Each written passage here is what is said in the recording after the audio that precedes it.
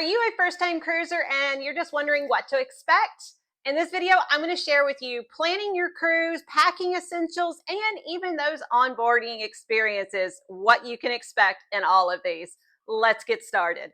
Now, if you've ever heard someone say, I just did not like my cruise, I couldn't stand it, I will never cruise again, and that was the only cruise they've ever been on, a lot of times this has happened because they didn't research and didn't do the proper planning beforehand.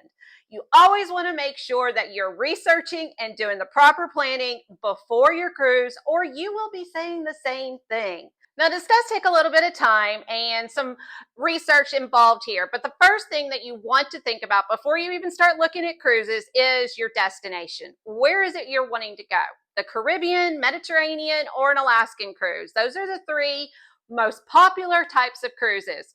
So figure out where it is that you want to go first, and then you can kind of narrow down what cruise lines you're wanting to take, when you're wanting to go, and this can really help you to kind of plan everything out, especially if you're budget planning.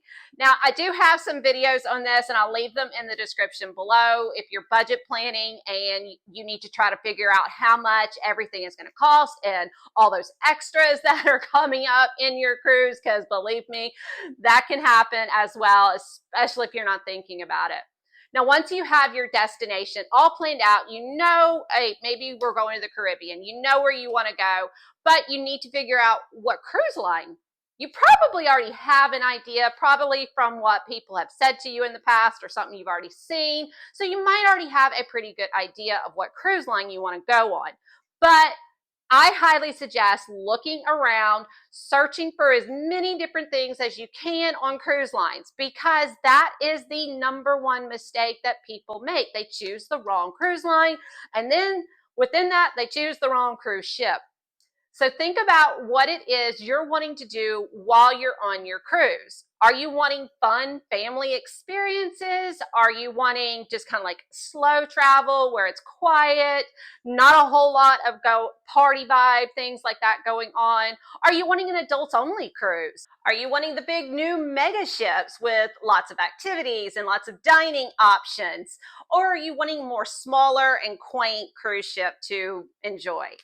Things like that are things that you really need to really think about. Look them up on YouTube. When I first started cruising, let me tell you, I made the mistake of getting on a ship, and I won't tell you which one it was because it is a great ship. It really is, but it wasn't for me, and I just went cruising and wasn't looking things up.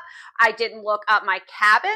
You really want to look up your cabin, because if you're prone to motion sickness like I am, you want to make sure you're staying midship and lower. You don't want one, in the front of the ship. That will really heighten your motion sickness, or up high. So you want to make sure that you are getting the right cruise cabin for you. Are you wanting a balcony? Are you wanting an interior room? Are you on a budget and you can only do an interior room? Are you needing that guaranteed cabin because you are on a budget?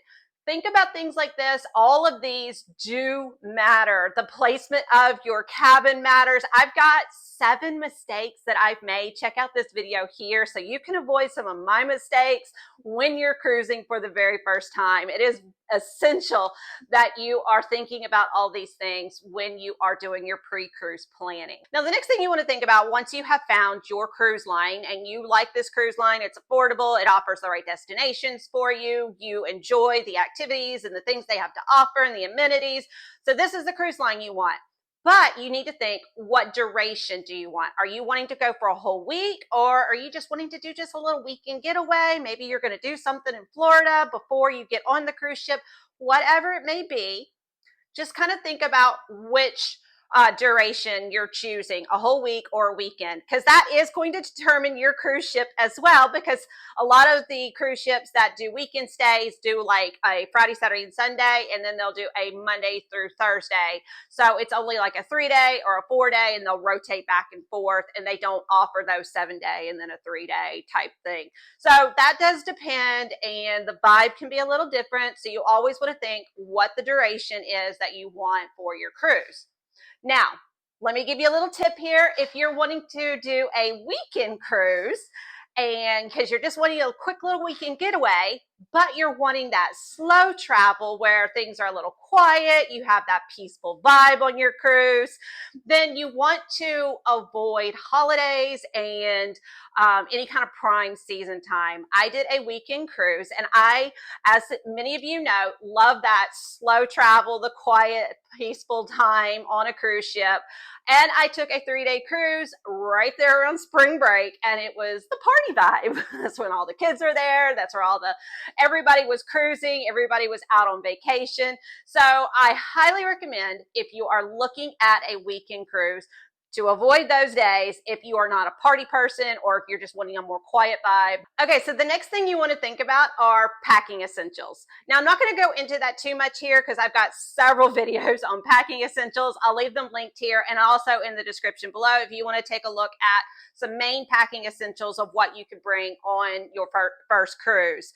But what I always like to recommend is, if you're going to the Caribbean, don't forget a light jacket, because you never know. It could be a little chilly when you're walking around on the upper decks. And I know that seems a little weird to bring a light jacket to the Caribbean. I was very thankful when I went to Nassau and it started raining and it got a little chillier walking around. So it was nice to have that light jacket. If you're going to Alaska, I always recommend making sure you bring bug repellent. Now, any of these places that you're going, like I said, I do have some links in the description I'm going to share with you if you need a little bit more ideas on packing essentials to take with you. But I also have in the pre-cruise checklist, I have some packing lists as well, and there's some ideas for both Caribbean and Alaska packing essentials for each one of those type of cruises if you're going on either one of those. Sorry, I have not been to the Mediterranean yet, and I don't want to tell you what to take when I haven't done it myself.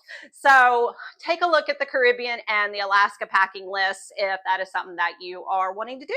Onboard experiences. Now let's talk about embarkation day. It's your very first time to get on this cruise and it's embarkation day.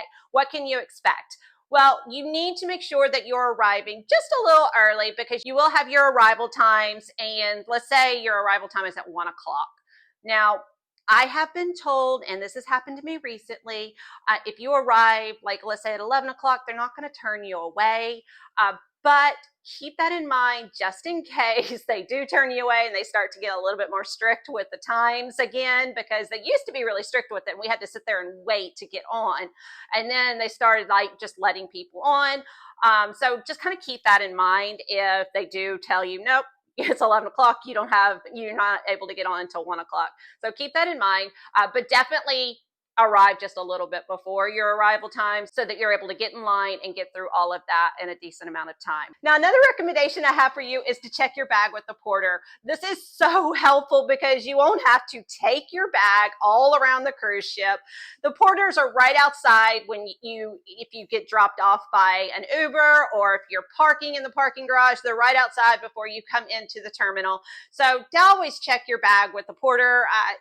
They will take your luggage to the cruise people for you, the cruise people, and they will get it to your room.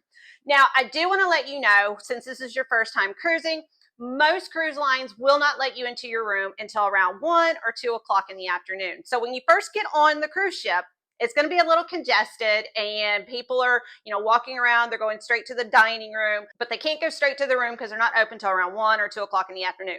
So what I recommend is bringing a embarkation day bag.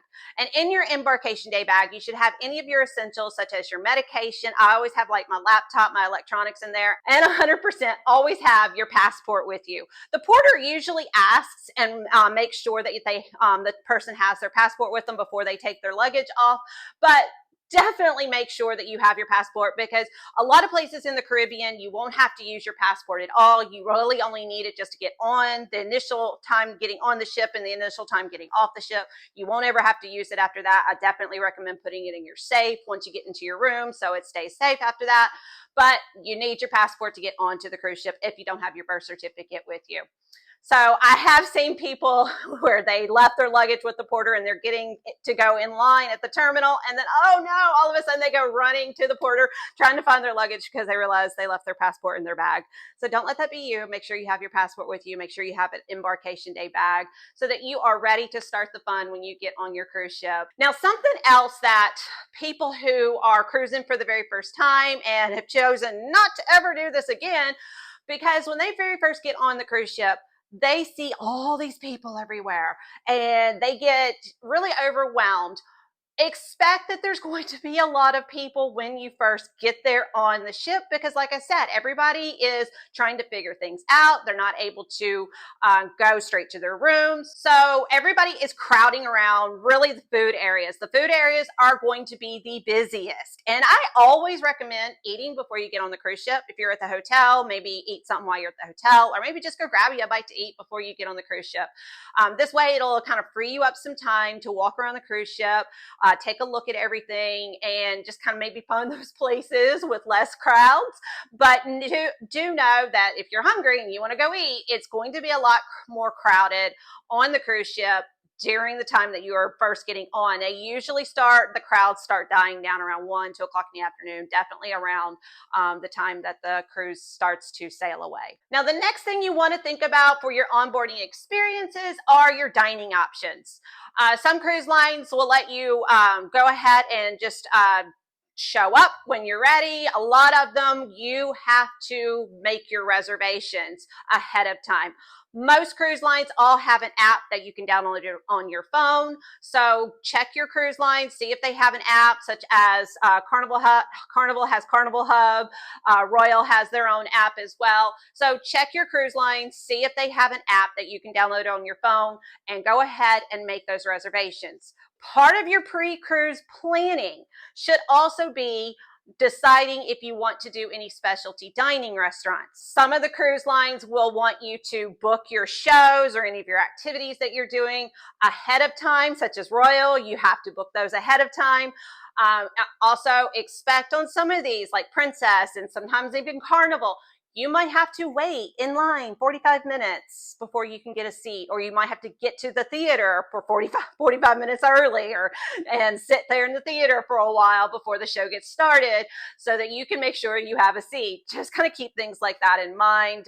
But some of these cruise lines have some amazing shows. And if shows are something that you are really interested in, definitely look at some of these shows that are offered, because they're not all created equal as far as that goes, I have noticed. So if shows in Broadway shows and different aqua shows and things like that are something that you enjoy and you want to go and see when you're on the cruise, definitely research in that area if that is something that you're wanting to do. Now, the next thing is, well, we know where we're going. We chose the destination, but are you wanting to do a shore excursion when you're at this destination? A lot of times people do want to do shore excursions on their very first cruise because they want to do all the things. And that is great. There's nothing wrong with that. I love doing shore excursions. But here's a few things I want you to think about when you are planning a shore excursion. You need to always keep in mind that the cruise ship will not wait for you. This is on embarkation day at a cruise port, anywhere. The cruise ship will not wait for you.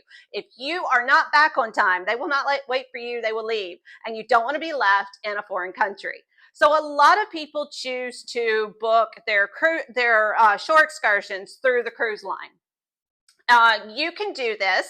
Nothing wrong with that. I have done that several times, but I also recommend going and price comparing with places like Viator, TripAdvisor, and see what they offer as well. Now, I only recommend doing Viator or TripAdvisor or a reputable third-party company if you are staying in the area for your shore excursion. For instance, if you're staying right there around the port, if you're only going 20, 30 minutes away, not a problem. I prefer to do a third-party shore excursion than the cruise line. Why? Because it's cheaper. I'm going to save money. And if I know I'm only like 20, 30 minutes away from the cruise port, I'm not as worried about getting back to the cruise port on time as if I were like 2, 3 hours away. I've done shore excursions where I was 3 hours away off into the island, and it was a lot of fun, but I did it with my cruise line. I booked it through the cruise line, not through a third party, because I'm not taking a chance on, being 3 hours away and the bus breaks down and we don't get back on time. And now here I am stuck in Roatan. I'm not doing that. So I highly recommend that if you are wanting to do a shore excursion, do your price comparison. Sometimes there's just no point in paying extra money for a shore excursion through your cruise line when there's so many great options through third-party companies like Viator. I have so many more resources for you because your first cruise is all about planning and researching, and I want to make sure that you have everything available for you to make sure that you have the best first cruise ever. So check some of those resources out in the description below. Thank you so much for watching. Bye for now.